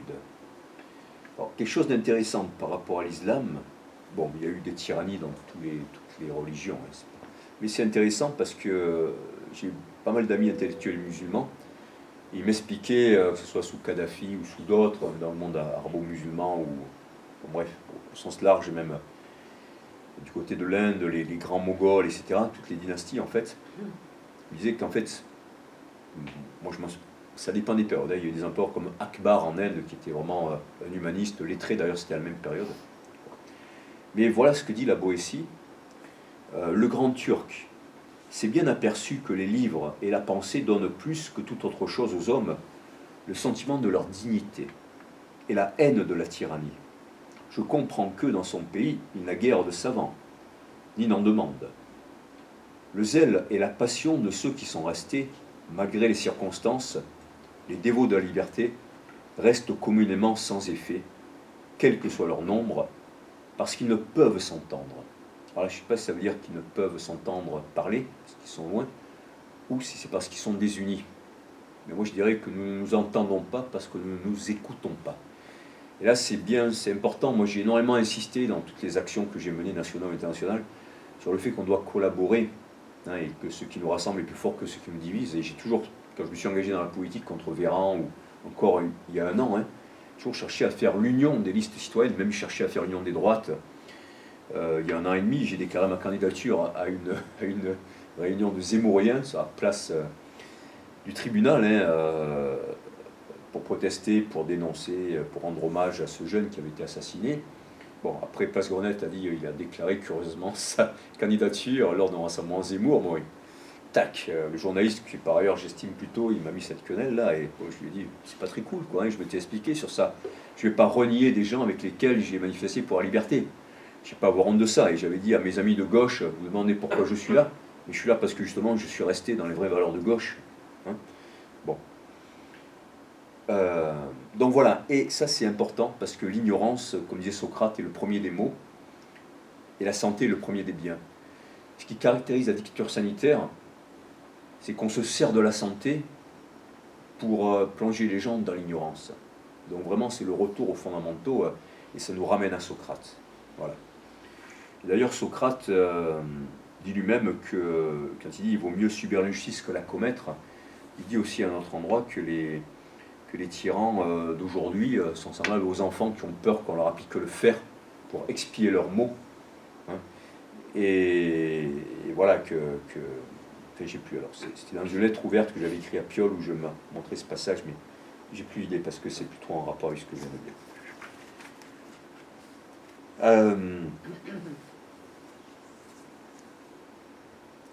Alors après, il parle des Lacédémoniens. Les Lacédémoniens, en fait, c'était les Spartiates. Et bon, il parle de Jules César, des guerriers antiques, les rois d'Assyrie, et après eux, les rois Mèdes, donc on est au Proche-Orient là, paraissaient en public le plus rarement possible pour faire supposer au peuple qu'il y avait en eux quelque chose de surhumain, et laisser rêver ceux qui se montrent l'imagination sur les choses qu'ils ne peuvent voir de leurs propres yeux. Ainsi, tant de nations qui furent longtemps sous l'empire de ces rois mystérieux s'habituèrent à les servir. Ah, vous savez, c'est un peu l'idée de l'empereur du Japon, tout ça. Bon, même De Gaulle disait que l'exercice du pouvoir ne va pas sans un certain éloignement, mais lui, au contraire, bon, il était beaucoup plus proche à tous les niveaux du peuple, hein, donc c'est différent.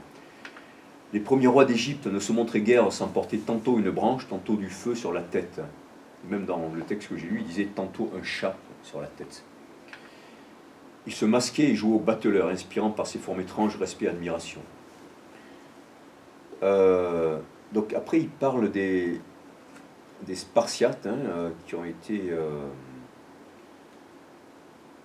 donc à ce moment-là, les Persans leur ont envoyé un ambassadeur en lui demandant de l'eau, de la terre, et c'était un signe de soumission. Si les peuples donnaient au roi de Perse, au empereur de Perse, de l'eau et de la terre, ça veut dire que c'était un signe de soumission. Donc les Spartiates, ils ont pris les ambassadeurs, ils ont jeté dans un puits. Après, ils ont dit, oh là là, on a commis un péché par rapport au dieu des ambassadeurs, je ne sais plus comment il s'appelait, je vais peut-être le retrouver. Donc ils ont envoyé 2 Spartiates. Hein? Hermès. Alors, non, ça c'est le dieu des messagers. Alors, je vais essayer de le retrouver, mais bon, bref. Et du coup, ils ont envoyé deux Spartiates, 2 Lacédémoniens vers le roi de Perse. Et le roi de Perse donc, les a reçus, je ne sais pas comment ils ont fini. Mais en fait, ils rapportent leur dialogue. En tout cas, le roi de Perse leur demande, mais pourquoi vous n'acceptez pas finalement d'être protégé par le roi de Perse? Et les Spartiates lui disent, mais si tu avais goûté le goût de la liberté, tu ne nous poserais pas cette question-là. Voilà, parce que la liberté a la meilleure saveur que tout ce que tu peux nous proposer. Alors, je vais terminer, poser quelques repères, et puis ça pourra fournir l'occasion d'échanges, ou d'autres, hein, selon ce que vous voulez.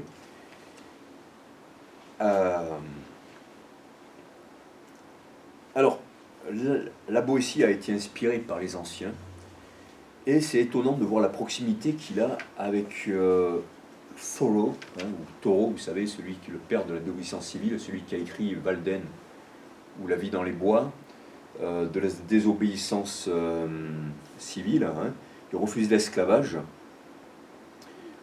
Et alors, bon, il avait été emprisonné, et puis sa tante a payé la caution, il a passé qu'une nuit en prison, et du coup il était furieux, parce qu'il a été libéré comme ça, mais il est allé vivre dans une cabane près d'un lac, mais chaque jour il paraît que sa famille lui amenait des saucisses. Enfin, j'ai un ami qui m'a dit que c'était pas vraiment un véritable ascète, mais quand même il était quasiment en autonomie, mais il a écrit de très bonnes choses.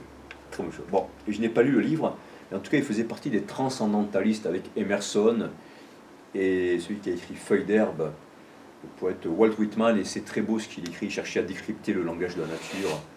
Il pensait que tout parlait, tout était signe, un peu comme Pythagore, hein, dans les vers dorés.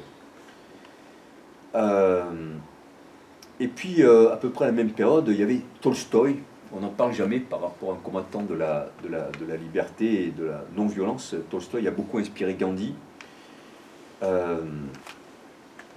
Tolstoï, alors je vais le retrouver. Il y a un très bon article du MAN, Mouvement pour une alternative non violente, sur Tolstoï. Donc j'ai découvert ça, je savais qu'il a inspiré Gandhi, mais je ne savais pas pourquoi. Bon, il a écrit Guerre et paix. Et Tolstoï, avant, je reviens vite fait sur Thoreau. Donc voilà, il a inspiré Gandhi, hein, et Gandhi rend hommage à Tolstoï et à Thoreau. Il a critiqué les politiques Thoreau comme voilà, qui n'étaient pas motivés par des lois élevées. Il voulait réformer la société par la non-coopération et a été inspiré par un homme politique qui s'appelait William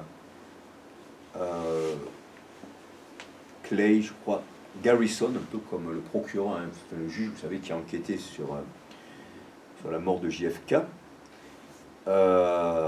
Et William Lloyd, je crois, enfin, William Garrison, qui était né d'ailleurs le jour des droits de l'homme, le 10 décembre 1805, voulait l'égalité homme-femme, respecter la règle d'or, c'est ne pas faire à autrui ce qu'on ne voudrait pas qu'on nous fasse, le droit naturel, alors ça je ne le maîtrise pas trop, mais le droit naturel en gros c'est être proche de la nature, mais au sens noble du terme. On en parle pas mal dans la résistance du droit naturel, mais je ne maîtrise pas trop. Il a inspiré les idéaux des républicains. D'ailleurs, je ne sais pas si vous savez, mais au départ, c'était les républicains qui étaient pour l'abolition de l'esclavage. Ce n'était pas les démocrates, et puis après, les républicains, on en a fait plus les gens de droite, parce qu'ils étaient plus du côté de l'argent, mais finalement, certains républicains sont plus attachés à la liberté individuelle que pas mal de démocrates. Voilà, derrière les apparences. Et pareil, ce que je rappelais, parce que bon, je me suis engagé, j'avoue, après avoir voté Piolle, pas mal avec enfin, j'ai voté pour Valentin, c'est enregistré.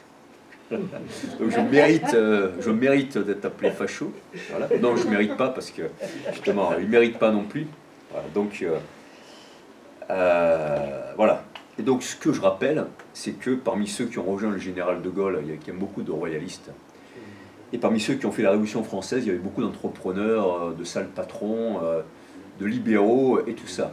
Voilà. Après, ils ont envoyé les sans-culottes et après, ils ont gardé le pouvoir. Hein, les francs-maçons, on le sait. Voilà. La ferme des animaux, d'ailleurs, vous remarquez, dans la ferme des animaux, les cochons sont roses, comme un certain parti. Et d'ailleurs, même si on les appelle éléphants du PS, et bon, lors de la victoire, vous savez que le local de campagne de Laurence Ruffin se situe pas très loin de la Vina, place Sainte-Claire, et du coup, j'ai pas résisté. Il faisait la fête, il triomphait à minuit et demi, et je suis allé, et j'ai crié bande de nazes, les socialistes, c'est vous qui avez mis Macron au pouvoir, vous courtisez tous les opiums des peuples. Et là, il y a Raymond Avrier qui m'a sauté dessus avec Abfast, si j'identifie bien. Plus il y avait deux autres, bon, il y avait deux blancs et puis deux un peu plus bronzés, on va dire, qui auraient bien aimé me régler mon compte, mais il y avait trois policiers, enfin, dont deux policières, et vu qu'elles étaient peinées, elles avaient peur pour moi, donc elles m'ont éloigné.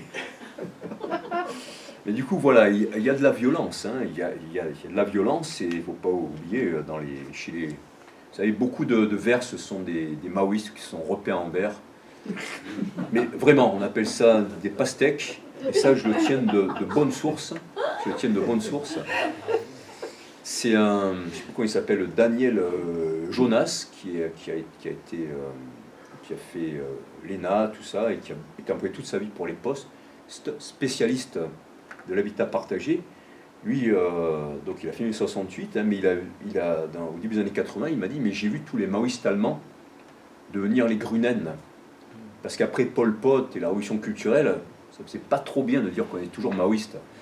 Et il y en a beaucoup comme ça. Et moi, j'en connais à Grenoble. Hein, donc je ne citerai pas le nom, j'ai cité plusieurs fois, mais un élu hein, qui m'a dit le Tibet a toujours été chinois.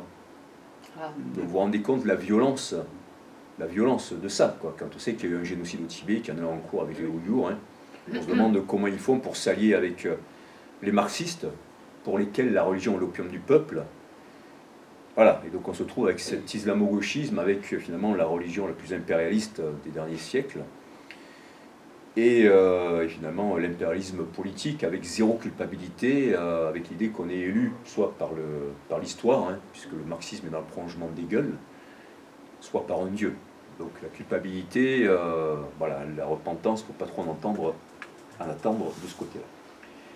On continue donc avec Tolstoï. Donc Tolstoï, bouleversé par la pauvreté sous le tsarisme, il avait visité les hôpitaux de nuit avec le froid, de Moscou, tout ça. Et donc, il s'était beaucoup engagé, il avait dénoncé ça. Il avait fait l'expérience de la pauvreté. Enfin, alors, lui-même, il le disait, hein, il vivait quand même dans le luxe, hein, dans la richesse, mais il allait au contact du peuple, il dénonçait ça, il disait au tsar et à l'Église orthodoxe, mais comment pouvez-vous être aussi indifférent à la souffrance du peuple, vivre avec autant de richesses, alors que vous prétendez être la Sainte Russie, etc. C'est pas possible. Il avait déjà donné l'exemple de travailler les bénisteries, des choses comme ça, d'être concret avec ses mains. Donc il a dénoncé ça, il a été excommunié, Tolstoï. Il était malade et puis quelques mois avant sa mort, il est allé vivre seul, enfin accompagné, je crois, d'une personne ou deux dans une chambre d'hôtel, parce qu'il ne voulait pas mourir dans le luxe. Hein. Et finalement, il est décédé, je crois, en 1912. Il était contre la violence, contre la guerre, contre l'impérialisme russe. Quelle guerre il y avait à l'époque, la guerre russo-japonaise, ou c'est ça. Bon. Et il est mort en 1912, et 5 ans après, eh bien, c'était la révolution bolchevique, et je pense que je suis sûr que s'il avait été écouté, hein, ça ne serait pas passé comme ça. Pareil, il y avait un tsar qui avait fait de bonnes réformes vers le milieu et qui a été assassiné. C'est qui, Alexandre III, il s'appelait comment ? Qui a été assassiné, et s'il n'avait pas été assassiné, il n'y aurait pas eu, sans doute pas eu de révolution. On passe à Gandhi. Alors, lorsque Gandhi a mené la lutte du Transvaal, c'était en Afrique du Sud, hein, où il a eu des paroles malheureuses, Gandhi, parce qu'il était un peu conditionné, hein, et, bon, sur l'aspect que les Indiens étaient des Indo-Européens et que donc ils étaient supérieurs aux Noirs. À l'époque, la hiérarchie de race, c'était partout, ce qui n'excuse pas. Il s'est fait conditionner par ça. Bon. Et même des gens comme Nelson Mandela ou d'autres ont dit, bon, c'était un homme de son temps, c'est vrai, il ne faut pas lui en vouloir. Bref, en tout cas, il a mené la lutte des Indiens d'Afrique du Sud pour qu'ils puissent franchir la frontière, je crois, du Transvaal. Et ça a été suivi, là aussi, dans le monde entier. Et Tolstoï a dit que le combat de Gandhi en Afrique du Sud, c'était la chose la plus importante qui était en train d'arriver dans le monde par rapport à la lutte non violente. Et voilà.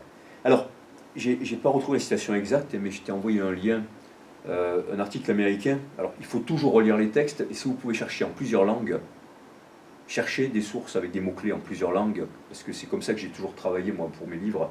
J'ai toujours cherché en français, en anglais, en italien, en espagnol. Voilà. Parce qu'il y a beaucoup d'idéologies dans l'université. Donc il faut aller chercher d'autres visions, c'est important. Et multiplier, aller voir l'archéologie, les textes, l'iconographie, voilà, toujours multiplier les sources. Mais tu me l'as envoyé ce matin, j'ai pas encore eu le temps de le Ouais, lire. non, bien sûr, mais c'était pour ne pas oublier. Non, c'est un article très long, mais en tout cas, ils disent que Thoreau ou Gandhi, enfin, en tout cas un des trois, a été influencé par la Boétie. Je crois que c'est Gandhi, mais je ne suis pas sûr, à vérifier. Hein. C'est sur un... Ben, je vais juste vous citer parce que c'est important, et donc c'est un site américain. Et voilà, les Américains, ils méprisent beaucoup moins les gens. J'ai été là-bas, mes livres sont à Princeton, à Stanford, à Harvard. Hein. Ils ne méprisent pas les gens. Ils récupèrent les bouquins, tout ça, après ça va nourrir le big data, ils ne vous le disent pas, mais ça va quelque part. Voilà. Donc, en tout cas, la Boétie a vraiment eu une postérité très importante, et pour ça qu'il ne faut jamais, jamais, jamais sous-estimer un texte, aussi bien dans le sens positif que dans le sens négatif, parce que on ne sait jamais ce qui peut en sortir, en fait, de ce texte-là, pour le meilleur comme pour le pire. Donc c'est un journal... Voilà, j'ai retrouvé. Alors, c'est un article américain, je crois, qui s'appelle The Politics of Étienne de la Boétie, le Mises, M-I-S-E-S Institute. Évidemment, alors, Gandhi, ses piliers, c'était Ahimsa, la non-violence, ne pas blesser. Le Hartal, c'était des grèves gigantesques. Le Swaraj, la souveraineté. Hein, c'est les racines indo-européennes. Raj, comme la royauté. Et soi, c'est soi-même. La non-coopération, le boycott et d'autres choses. Mais aussi le satyagraha, voilà, c'est très important. Satyagraha, c'est rester attaché à la vérité, comme être dans la foi, l'espérance et la charité, dans la vérité, pour ne pas se faire arracher à cette vérité, et toujours témoigner de la vérité, et faire confiance à la force de la vérité. Martin Luther King, évidemment, hein, le combat pour les droits civiques dans le sud des États-Unis, le boycott, la désobéissance civile, la force du collectif.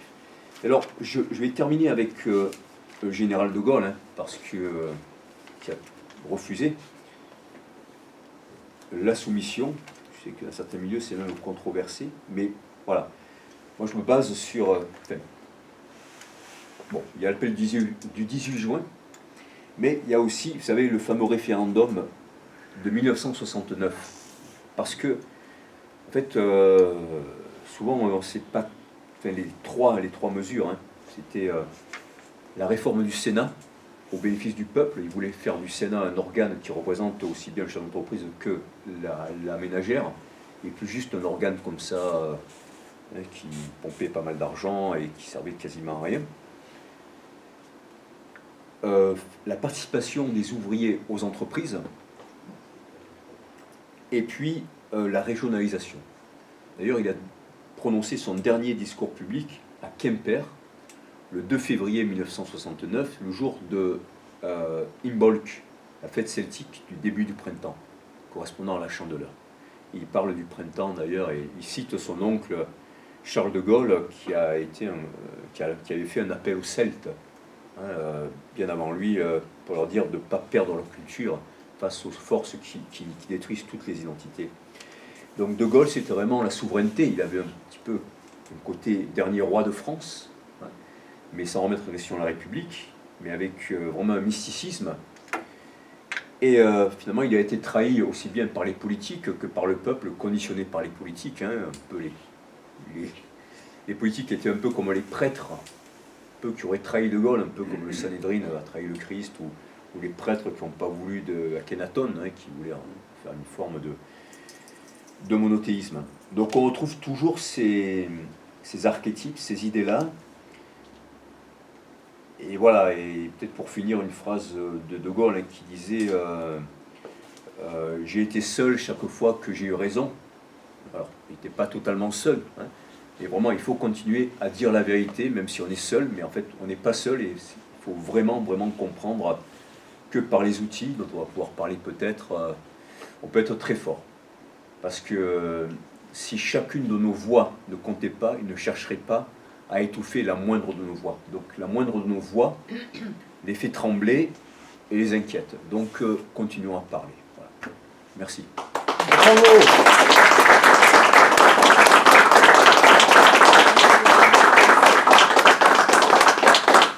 Merci François-Marie, tu as réussi à nous tenir en haleine quand même presque, oui, presque 1h03. Et c'était, voilà, on a vraiment savouré ta présentation. Et voilà, je pense que ça va nous donner envie de lire la Boétie. Vous voyez, l'ouvrage est quand même digeste, hein. C'est pas 3 tomes. Alors c'est amusant que tu parles d'Akhenaton, parce que je sorte une lecture sur Akhenaton et Néfertiti, et effectivement, ce qui est très troublant, c'est le fait qu'il est un petit peu... D'abord, il était donc monothéiste, hein, c'est le seul pharaon en 1343 avant Jésus-Christ à avoir découvert l'unité de Dieu, et surtout, il a même un peu annoncé la Trinité. C'est-à-dire qu'il y avait composant Dieu, il y a Dieu et il y a un principe féminin et un principe masculin. Donc lui, Akhenaton et Néfertiti. Ce qui rejoint la gnose, la lumière infinie qui amène le sauveur à la sagesse. Hein. Après, on rentre effectivement, parce que donc, d'Égypte, c'était pas pour rien. Ouais. Mais d'ailleurs, il y a deux chercheurs juifs qui ont dit que le personnage de Moïse, alors c'est partie de ces juifs qui ne sont pas très orthodoxes, mais qui disent que le personnage de Moïse peut être juste un calque par rapport à Akhenaton, de la même façon que la Genèse biblique a été prise sur la Genèse babylonienne. Voilà, enfin là, ça nous emmènerait très loin. Oui, ça nous amène loin. Est-ce qu'il y a des questions, des remarques du coup?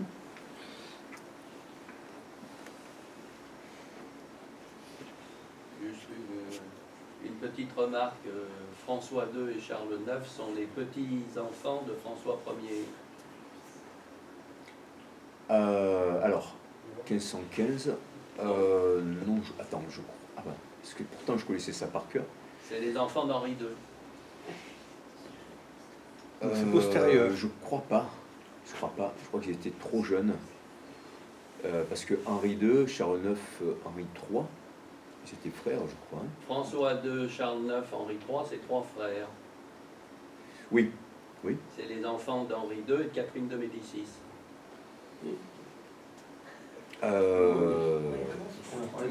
Ok, alors Henri II, ouais, mort. Bon, ok, enfin, là maintenant, Oui. il y a une génération. Puisqu'on est dans les petites remarques, on se posait la question de savoir quels étaient les 7 dons du Saint-Esprit. Ben, il suffit d'aller. Hein, et c'est la sagesse, l'intelligence, le conseil, la force, la science, la piété et la crainte de Dieu, au sens de l'humilité. Nous sommes donc tous des Saint-Esprit. Voilà. Y a-t-il des questions? C'est vraiment un texte qui s'oppose au prince de Machiavel. Oui. Mais ça peut être mal interprété aussi, c'est-à-dire ça peut être récupéré le texte de la Boétie. On pourrait citer aussi l'art de la guerre de Sun Tzu. Ça serait le contraire de l'art de la guerre, hein, parce que là c'est le peuple. Et voilà, donc c'est des livres auxquels j'avais pensé. Voilà. Tu as fait une allusion à Chesterton. Est-ce que Oui. est-ce que c'est un auteur que tu connais bien Non, je connais juste cette citation. Et est-ce que parmi vous, Alors, quelqu'un je crois qu'il a écrit quelque chose sur les Celtes. voilà, Sur les connaît Celtes, oui. Chesterton ou connaît quelqu'un qui pourrait nous apporter sur... J'ai lu plusieurs romans de Chesterton. Alors, il faut distinguer la première partie de son œuvre, qui est basée, qui est très humoristique et pas prendre trop au sérieux. Je pense à sa théorie de l'assassinat modéré, qu'il faut tirer sur un politique qui ne nous fait pas plaisir. Il ne faut pas le tuer tout de suite, il faut qu'il comprenne qu'il est... Il y a une bonne Non, mais raison ça pour dire dessus. c'est l'humour de Chesterton. Voilà, mais il y a La Sphère et la Croix, qui est un très grand roman. Il y a de l'humour aussi, mais alors c'est l'histoire, c'est suite à... Ce sont deux personnes qui... Alors il y a un anticlérical qui a écrit un texte dont on ne connaît pas exactement le sens, dans un roman dont on ne connaît pas l'essence, mais en gros il a blasphémé, il a dit du mal de la Vierge Marie, et il y a un jeune Irlandais qui veut le poursuivre en duel pour ça. Alors, il veut le tuer, puis finalement il y a au tribunal, puis au tribunal, les deux renoncent, enfin officiellement renoncent au duel, puis après l'anticlérical va voir le jeune, il dit écoutez, je pense que ça serait très bien qu'on règle le duel comme ça dans un coin, loin de tous ces gens. Mais vous avez dit oui, mais là on va pas faire confiance à ce juge stupide. Et en fait, ce qui va se passer, c'est que chaque fois qu'ils commencent le duel, il y a une circonstance extérieure qui empêche que le duel ait lieu. Et je vous recommande ce roman, donc La Sphère et la Croix. Ouais. Merci Yves. Ouais. Alors, sur les outils, peut-être parce que ça c'est quand même important, on avait évoqué ça, les outils de ne pas coopérer avec l'oppresseur. Là, j'ai oublié je voulais apporter de la documentation sur la nef, la banque éthique nef, qui est vraiment importante parce que, comme on est dans un monde de rapport de force financier, aller dans une banque éthique, et la nef est vraiment éthique et transparente, c'est important. Il y a la parole, on le voit avec l'affaire Epstein, hein, qui ressort aujourd'hui, il ne faut jamais désespérer. Et bon, par rapport à l'élection même de quelqu'un aussi contradictoire que Trump, voilà, il y a quand même des choses qui changent par rapport aux enfants. Et puis l'élection de Robert Kennedy Jr., la nomination de Robert Kennedy Jr., là aussi, c'est puissant en termes de symbole. Hein. L'enseignement de Krishnamurti, qui est très fort aussi, très bel enseignement de Krishnamurti, assez révolutionnaire. Là. Il y aura bientôt un film qu'on va projeter à mon ciné. En tout cas, se manifester, faire les choses publiquement. C'est aussi quelque chose qui est important chez le Christ. Hein. C'est l'idée de faire les choses publiquement. Bon, alors on n'a pas toujours le courage, évidemment. Hein. C'est pas évident. Mais voilà, l'idée il dit j'ai toujours parlé en public, je n'ai rien caché, etc. Bon. Et parce que là, on découvre qu'en fait, on n'est pas isolé. Ça n'empêche pas de faire les choses en groupe, hein, mais pas par rapport à la cause des enfants. J'ai écrit un livre sur le wokisme, un livre d'argumentation, hein, pour faire une anamnèse. Mais il y a des choses qu'on peut faire et que, voilà, s'il y en a certains qui veulent les faire avec moi, bon, on y va, on voit comment, mais il faut continuer à le faire parce que là, il y a quand même vraiment des choses qui bougent par rapport à l'affaire Epstein. On est obligé de reconnaître certaines choses et c'est ce que disait depuis très longtemps beaucoup de monde. Donc il faut s'engouffrer dans la brèche, sans agressivité, mais en disant voilà, on le savait, maintenant on le sait, est-ce qu'on continue à se taire ou pas?